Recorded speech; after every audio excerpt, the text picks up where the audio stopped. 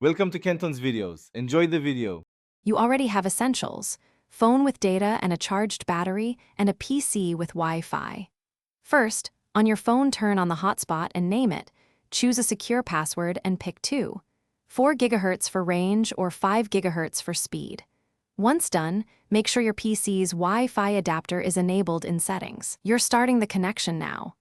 Open the Wi-Fi network list on the PC and locate the hotspot SSID you just created so you can initiate pairing.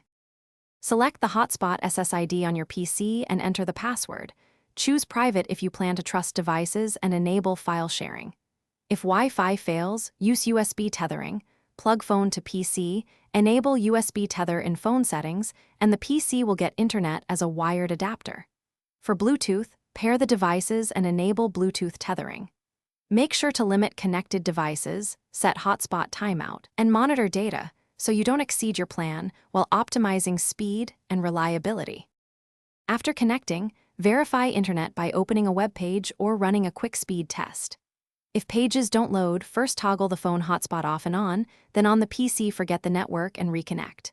If problems persist, restart both devices and update the PC's Wi-Fi drivers.